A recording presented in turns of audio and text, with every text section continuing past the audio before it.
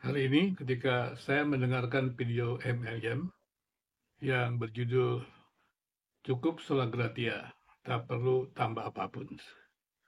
Saya terkaget-kaget karena memang MLM ini berbicara melampaui kemampuannya. Mengapa saya katakan melampaui kemampuannya? MLM menjelaskan tentang imannya sendiri belum jelas. Dan dia mengakui banyak orang bingung dengar apa yang dia katakan. Saya juga bingung apa yang dia katakan. Walaupun dia katakan dia klaim orang reform. Saya juga nggak mengerti apa itu orang reform. Saya sudah tanya banyak orang-orang yang mengaku diri reform. Saya tanya, apa sih yang menjadi landasan Anda ini orang reform? Waktu itu saya mengajar program magister. Kebanyakan mereka tidak bisa jawab, segala macam. Dan memang itu hanya klaim-klaim saja. Kemudian ketika MM yang menjelaskan mengenai sola gracia, saya juga kaget karena sangat arogan sekali. Kenapa saya katakan arogan? Dia katakan bahwa keselamatan itu adalah anugerah Tuhan. Tidak ditambah perbuatan baik. Nah, ini kan membingungkan orang. Siapa yang bilang ditambah perbuatan baik? Memang ada tambah-tambah, ada kurang tambah. Nah, ini saya juga bingung. Dari mana dia dapat itu? Mungkin dia persepsi-persepsi dia, atau ada yang mengajar salah. Kemudian dia perbaiki mungkin. Tapi pertanyaan saya adalah, kenapa dia nggak jelaskan saja imannya? Kemudian saya juga boleh bertanya mungkin kepada dia. Dia katakan bahwa kita butuh anugerah Tuhan. Apa karena kita butuh anugerah Tuhan diberikan? Kita butuh anugerah Tuhan. Kita boleh tambah yang lain. Nah, di sini saya sudah bingung cara dia berteologinya ya.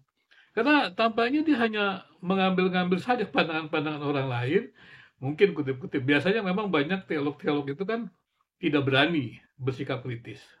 Banyak teolog-teolog Protestan, teolog-teolog Reform tidak berani kritis. Karena kalau kritis, nanti dianggap dia sesat. Dianggap dia bidat. Jadi tidak berani menjadi teolog akademis. Ya saya memang posisi saya adalah teolog akademis. Jadi saya nggak peduli, bukan berarti saya tidak menghargai dogma-dogma. Saya selalu berarti ingin memperbaiki, ingin melihat. Tapi juga harus dengan dasar-dasar yang jelas. Kembali ke persoalan. Pertanyaannya adalah, apakah betul Tuhan itu memberikan anugerah umum, anugerah khusus karena manusia butuh? Menurut saya tidak. Kalau Alkitab katakan, Kristus itu mati untuk semua orang. Berarti anugerah itu diberikan kepada semua orang. Nah, kemudian dia katakan, wah ini relativisme. Oh ini, apa namanya, Tuhan Yesus bukan hanya mati, bukan hanya untuk orang pilihan, tapi untuk semua orang. Oh ini universalisme. Ya galilah lebih baik. Ya. Kalau hal yang demikian seperti itu. Dan semuanya itu juga, di gerakan reform juga begitu. Ada yang seperti itu. Banyak hal gitu. Jadi kemudian persoalannya adalah, jadi dia tidak bisa mengklaim pandangan dia itu paling baik, paling murni, paling Kristen. Karena bangunan teologi yang dia buat itu saya nggak melihat dia punya bangunan. Jadi dia katakan orang lain bodoh lah. Makanya saya juga heran, ada banyak orang mengatakan kepada saya, MM ini sombong sekali. Mengatakan orang lain bodoh lah. Mungkin dia ikut-ikutan kali. Pengajar-pengajar reform yang suka membodoh-bodohi orang gitu kali ya. Tapi saya bingung, sepintar apa sih dia ini sampai berbuat demikian. Dan kemudian juga dia menjelaskan kemampuannya dia komputer, tidak belajar.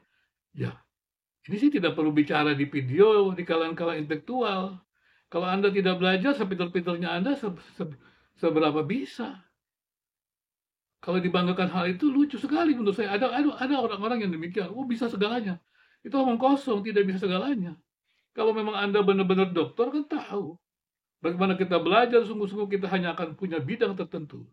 Seperti saya ini kan sudah belajar banyak sekali. Saya kuliah teologi banyak sekali ya. Banyak sekali. Ya. Kemudian juga saya kuliah dokter.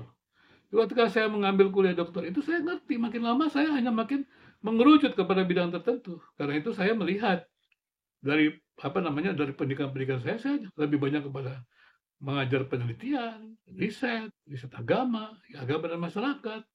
Jadi kalaupun bicara tentang teologi, saya teologi publik. Nah, kalau saya menyoroti MIM ini juga memang dari segi penelitian, karena saya juga belajar hermeneutik, saya kaitkan dengan penelitian ilmiah, yang kadang-kadang orang teologi pikir, wah penelitian induktif, deduktif itu milik sekolah teologi.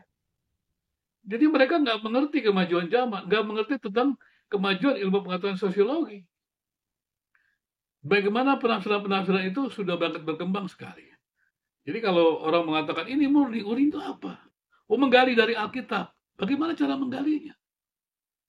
Murninya bagaimana? Tidak bisa seorang mengatakan dia murni. Jadi ya nggak ada yang murni. Yang murni itu ya Tuhan. Jadi kalau dia katakan dia murni, semurni apa dia? Jangan-jangan seperti emas, berapa karat dia jadinya? Emas murninya tidak murni. Ya, susah juga ada karat-karatnya lagi seperti itu. Jadi maksudnya apa dia katakan murni? Jadi kembali kepada persoalan.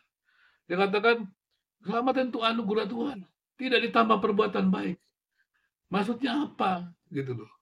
Ya walaupun ini sering saya dengar gitu. Kita butuh anugerah Tuhan. Anugerah Tuhan sudah diberikan menurut saya. Ya, karena sudah mati Tuhan Yesus di kayu salib. Kemudian kalau Anda punya sadar kebutuhan, ya itu kesadaran dari Tuhan.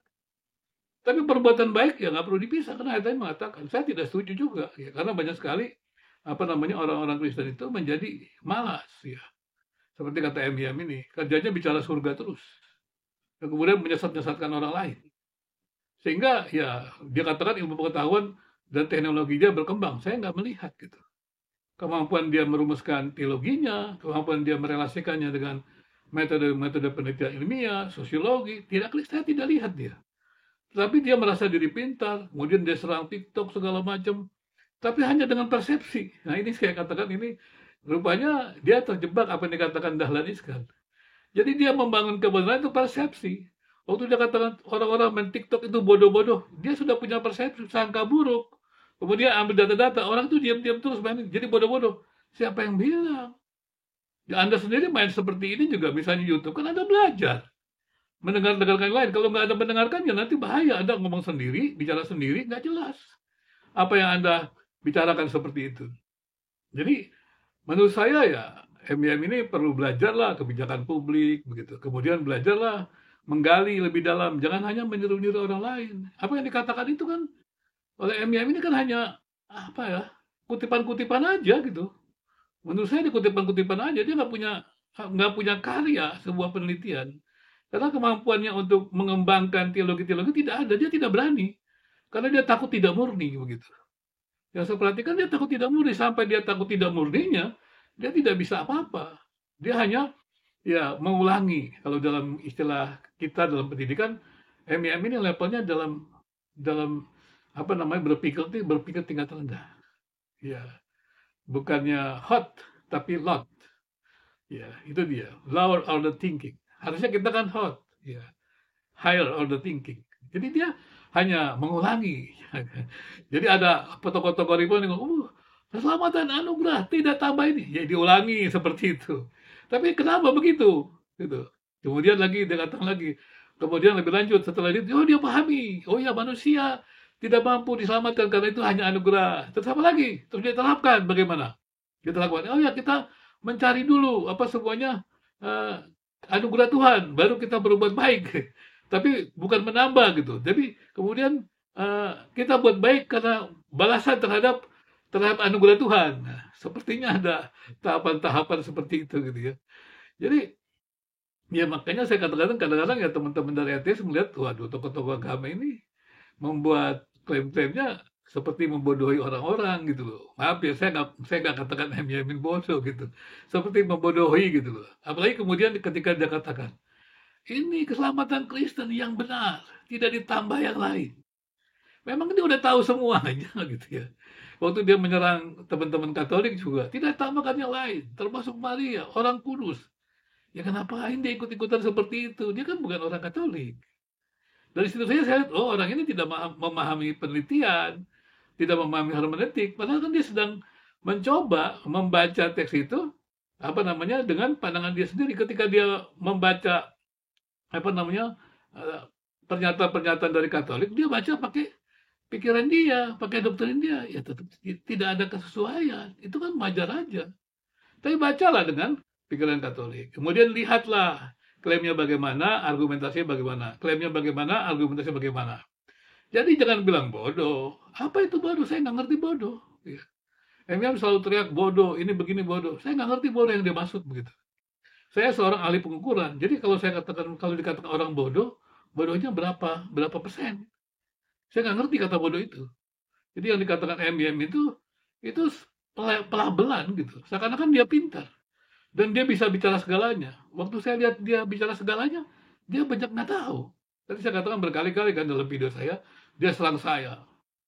Serang saya berkali-kali, penelitiannya salah. Cara berpikirnya juga nggak jelas. Kemudian juga saya yang dapat cerita dari teman-teman, ini orang suka maki-maki orang bodoh. Waktu saya lihat, apa indikatornya orang itu bodoh? Masa dikatakan orang lihat TikTok tiap hari, bodoh dia. Generasinya nggak, sudah lihat belum? Sudah buat penelitian belum? Jangan-jangan Anda lihat tuh orang-orang buat TikTok itu pada makmur-makmur, ya makmur dari Anda tuh. Jangan sembarangan juga. Nah, mereka buat TikTok, buat konten kan belajar. Masa buat konten tidak belajar? Saya saja kalau buat konten ini tidak dengar Anda kan nggak bisa, nggak tahu Anda ngomong apa. Karena saya dengarkan Anda, waktunya, nanti Anda bilang, wah, ada pendeta dengar-dengar video. Dan Anda buat video, ya saya dengarkan. Seperti itu. Dan kemudian saya lihat, saya kritisi. Jadi seperti itu. Jadi utamanya adalah ya, saya sih katakan juga kalau bicara apologet ya artinya adalah ya jelaskanlah imanmu. Jangankan jelaskan sama orang lain. Tidak ada tuh dalam apologetika mau buat apa namanya? Mau buat apologetika evidensial, presupposisionalis. Nggak ada itu. Jadi kalau evidensial kan mendebat pembuktian begitu kan. Pembuktiannya buktinya dia sendiri dong, bukan orang lain. Demikian juga presupposisionalis menjelaskan juga apa yang dia yakini kan. Dasar argumennya apa kan gitu, ada presuposisi gitu kan. Ya jelaskan aja. Tapi ketika dia menjelaskan tentang Katolik, tentang selamat dan lain, untuk apa dia menjelaskan itu? Ilmunya belum nyampe. Makanya saya baru paham kenapa teman-teman Katolik marah, kemudian banyak yang lain-lain juga marah. Karena ya disesatkan gitu. Kemudian teman-teman Katolik juga kemarin menyesatkan. Jadi ya belajarlah MM tentang kebijakan publik ya. Jangan Anda diam seperti di sana dulu, seperti zaman dulu ketika terjadi perpecahan Katolik Protestan, Anda bawa-bawa ke sini. Anda juga tidak tahu tentang hal itu. Jadi menurut saya ya sebaiknya Anda belajarlah banyak hal tentang dialog begitu kan. Dan kemudian juga dalam hal seperti sekarang ini kan Anda juga lihat belajar tentang kebijakan publik. Ini kan medsos. Dan juga Anda juga belajar tentang bagaimana sih buat penelitian gitu. Bagaimana sih menghindari kesalahan-kesalahan dalam penelitian ya, berpikir logis atau apa. Bedakanlah ya antara apa namanya penelitian agama dengan penelitian empiris ya, sosial ya. Coba dibedakan lah, jangan semua dihantam, jangan Anda seperti masa lalu menjelaskan agama seperti merasa menjelaskan yang lain. Saya lihat Anda sepertinya tahu agama, tahu segala sesuatu. Ya nggak bisa, Anda kan cuma tahu agama dan Anda juga mesti tahu bidang Anda apa. Nah, kalau saya lihat ya, kalau dari cara Anda menggali itu Anda tidak punya kemampuan mendalam bidang bidang biblika misalnya. Makanya Anda jangan lari ke sana. Kalau Anda memang bidang sistematika, ya jelaskan aja sistematika seperti itu. Pada Kristen bagaimana. Jadi orang bisa belajar dari Anda. Tapi kalau Anda terus maki-maki orang lain, seakan-akan Anda tahu, saya saja sebagai dokter penelitian mendengar Anda bingung membuat argumennya. Anda membuat argumen tanpa ada bukti-bukti. Anda kan harusnya kalau buat argumen tuh pertama kan Anda buat argumen, bukti-buktinya ini. Nah kalau Anda ingin meyakinkan orang lain kan berarti Anda uji argumen Anda, bukti-buktinya ini. Kan begitu. Nah ini saya nggak lihat dalam hal tersebut. Jadi kenapa saya katakan Anda, saya tidak lihat ketika Anda menjelaskan hal itu Anda punya argumen dari mana. Ya, kenapa Anda membangun itu? Dasar-dasarnya apa? Semua hanya kumpulan-kumpulan saja, kesimpulan-kesimpulan dari orang lain, dari tokoh-tokoh yang Anda murni. Makanya saya bilang, siapa sih yang buat pernyataan begitu? Anda sendiri nggak? Saya biasa dengar itu. Tapi Anda nggak tahu Anda curi dari mana itu kata-kata itu. Ya. Yang saya lihat Anda mengatakan 100% itu dari mana? Siapa yang bicara begitu? Ada perbedaan nggak tokoh-tokoh yang lain? Jelaskan seperti itu. Jangan seakan-akan Anda menggali sendiri. Saya nggak lihat penggalinya bagaimana Anda buat penggalian seperti itu. Jadi janganlah membuat heboh dunia Protestan dengan Katolik gitu ya. Jadi saya paham Anda mati-matian mengatakan siapa dulu yang berbuat menyerang Katolik, menyerang Protestan. Katolik dulu ada menyerang Protestan. Saya nggak pernah menyerang. Yang saya lihat Anda menyerang terus ini. Bahkan kata-katanya juga mengerikan lagi ya. Tentu saja umat Katolik juga marah. Dikatakan menyebut anak Maria, ya menyebut yang lain tambahan-tambahan yang itu kan urusan mereka. Anda jelaskan aja iman Anda begitu supaya Anda makin tahu dan juga nanti akan Anda lihat kan waktu Anda merumuskan iman, rumusan teologi itu nggak absolut. Jadi jangan merasa murninya di mana. Jadi susunan-susunan klaim Anda itu penggaliannya, coba gali. Belajarlah misalnya Anda belajar misalnya hermeneutik ya, apa namanya, dari induktif maupun deduktif, kemudian dibalik lagi dengan ya belajar dari kritik-kritik dari Katolik, misalnya hermeneutik kritisnya, Anda coba gali. Jangan langsung mengatakan salah, ini murni. Salahnya di mana gitu loh. Ini udah nggak zamannya lagi, zaman seperti dulu salah, sesat. Sesatnya di mana gitu. Kemudian ya apa namanya dijelaskan lah. Jadi ada diskusi yang menarik dan nggak perlu mengatakan Anda paling tahu. Saya sendiri sudah belajar banyak juga nggak berani saya mengatakan paling tahu. Wah, perumusan teologi saya ini sempurna, saya nggak berani. Karena kan data kita terbatas. Klaim-klaim kita terbatas. Bagaimana kita bisa mengatakan klaim kita ini benar, murni, sempurna? Apa dasarnya? Ini kan membingungkan orang. Makanya waktu saya dengar teman-teman ateis mengatakan, kita ini menolak klaim-klaim pendeta. Karena klaim-klaim pendeta itu bohong. Waktu saya lihat ini, ya iya juga mereka berpikir. Karena secara rasional aja klaim-klaim Anda itu membingungkan gitu. Nggak ada dasarnya gitu. Ya kalau dibilang rasional, ya saya juga nggak tahu apa Anda belajar apa enggak gitu. Jadi orang seperti itu. Jadi ya menurut saya jangan buat heboh lah ya. Dengan teman-teman dari Katolik, tapi bangunlah dialog damai gitu. Saya mengerti lah Anda baru belajar lah. Ya, jangan merasa diri apa sudah ahli dari teolog tertentu. Kan berkali-kali saya katakan Anda ini kan cuma oknum. Anda ini bukan apologet reform atau apa, bukan oknum. Karena Anda kan tidak ketua sinode, tidak pernah merumuskan. Jangan menganggap diri menjadi ketua sinode, perumus dogma, sehingga akhirnya teman-teman Katolik berpikir, wah Protestan ini menyerang Katolik. Ya tidak demikian. Yang menyerang ini siapa? Makanya saya khawatir juga. Jangan-jangan Anda juga hanya seperti kata Dahlan Iskan, hanya membangun kebenaran persepsi, kemudian Anda publikasikan lewat buzzer-buzzer itu. Itu kan hanya mencari keuntungan. Saya cuma katakan aja, ya boleh aja Anda membuat YouTube ini banyak-banyak, tapi jangan cari keuntungan dengan menjelek-jelekan orang lain dong. Menjelekkan orang-orang lain. Jangan lupa ini negara Pancasila. Ini Pancasila ini rumah bersama. Karena itu Anda mesti belajar kebijakan publik. Jadi jangan cepat-cepat Anda bicara Anda tahu. Saya lihat Anda tidak tahu tuh. Ya. Nah saya sekarang menjelaskan kepada Anda nih. Kenapa? Karena Anda mengatakan begitu, Anda tahu. Tapi saya beritahu Anda tidak tahu. Kenapa? Anda tidak tahu. Karena argumen Anda waktu mengatakan Anda tahu itu tidak ada. Seperti itu. Jadi saya katakan, demikian juga kalau saya katakan Anda tidak tahu, saya tahu. Kenapa? Karena argumen-argumen tentang kebijakan ya publik itu Anda nggak jelaskan. Dan tidak saya lihat itu ada dari kata-kata Anda. Jadi sekali lagi ya untuk teman-teman juga yang pendengar yang lain mungkin yang Katolik kalau mendengar apa namanya video Anda ya pasti tersinggung lah ya. Karena memang Anda melampaui batas, Anda menempatkan diri sebagai seorang apa namanya tokoh agama yang absolut. Padahal saya nggak tahu atau Anda tokoh agama gimana ya. Coba baru bisa main musik aja di gereja Anda paling bisa main musik. Nah, saya sudah bisa bayangkan. Ya berarti Anda bukan tokoh besar lah, gitu kan. Sampai jemaatnya aja kemampuan musiknya masih di bawah Anda. Semuanya Anda bisa. Bisa apa? Bisa-bisa. Ya kalau bisa-bisa ya wajar aja. Tapi nggak usah terlalu bangga lah dengan banyak talenta.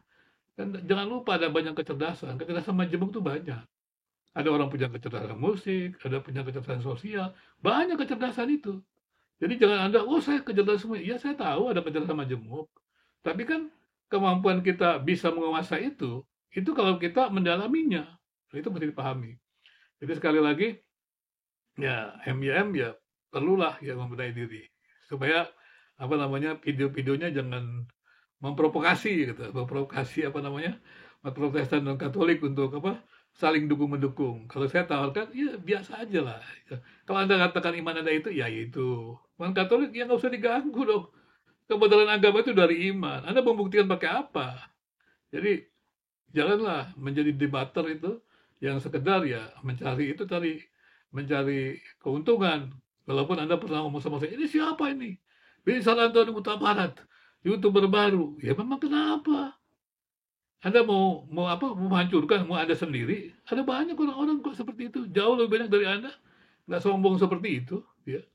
Saya juga awal juga sudah lihat kok acara-acara Anda seperti itu, gitu. Jadi ya nggak usah lah terlalu arogan begitu ya. Apa Anda menjadi orang besar karena itu, nggak usah lah, banyak artis jauh lebih besar juga dari Anda. Jadi menurut saya ya pertimbangan baik-baik lah ya. Utama saya adalah ya jelaskanlah iman Anda. Karena menurut saya yang Anda jelaskan juga banyak orang bingung. Pasti bingung. Saya sudah mendidik banyak orang. Itu hanya pernyataan-pernyataan, ya, apa namanya, pernyataan-pernyataan umum yang perlu Anda jelaskan secara detail supaya jemaat Anda mengerti. Ya, nanti kemudian, "Wah, hanya anugerah." Ya, kalau hanya anugerah saja, nggak ada perbuatan baik, ya kacau lah. Terus perbuatan baik adalah, ucapan terima kasih. Ya ucapan terima kasihnya gimana? Kapan munculnya? Dan Anda coba jelaskanlah. Kalau bisa Anda ajar jemaat Anda biar terampil. Sehingga jemaat Anda itu benar-benar muncul di Indonesia ini, jemaat gereja Anda itu orang-orang yang betul-betul, tindakannya baik. Contohlah sama saya, ya. Buktikan apa yang Anda ajarkan itu bisa seperti itu, ya. Sehingga jemaat Anda itu luar biasa. Buktikan aja gitu ya. Sudah banyak orang-orang yang banyak pendeta-pendeta besar juga yang nggak berani seperti Anda begitu ya, langsung menyerang saja. Jadi sekali lagi, saran saya utama adalah nggak usahlah menyerang Katolik ya, sekali lagi. Karena teman Katolik kan punya iman sendiri, punya tradisi sendiri. Nah, kalau Anda punya tradisi sendiri, saya lihat juga nggak tahu tradisi Anda dari mana, itu saya nggak ngerti. Karena saya nggak tahu denominasi gereja Anda apa, kedudukan Anda sebagai apa namanya, terus kemudian kacamata yang Anda gunakan untuk membaca teks apa, kan saya nggak tahu. Yang saya tahu pikir-pikir karena pernyataan-pernyataan yang Anda katakan itu umum, ya paling saya lihat hanya kutip sana kutip sini gitu. Oke, terima kasih, selamat terus apa namanya, berjuang MYM untuk bisa menjelaskan agama Anda dengan konsisten ya, tanpa perlu harus menyerang kepercayaan-kepercayaan lain. Biarlah Pancasila menjadi rumah kita bersama untuk berdiskusi ya.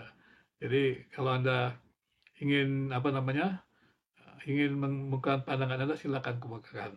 Biarlah medsos ini menjadi tempat yang nyaman untuk kita semua. Jadi seperti kata banyak anak-anak muda tanya, kenapa kita tidak bisa dialog agama secara damai? Sebentar-bentar disesat-sesatkan, dibidat-bidatkan, apalagi ntar dikutuki neraka. Kenapa nggak bisa? Kadang-kadang agama itu seperti Anda ini seperti punya surga saja gitu ya. Saya juga tidak yakin Anda betul-betul yakin masuk surga atau enggak ya. Karena yang yakin kan Tuhan. Walaupun kata, wah saya yakin. Ya itu urusan Anda lah itu yakin gitu ya. Tapi ya harus hati-hatilah ya. Jangan terlalu arogan. Apalagi katakan anugerah. Jadi anugerah itu apa? Kan berarti kan tidak ada perbuatan baik Anda katanya kan. Tapi kenapa disombongkan gitu. Ya, terima kasih.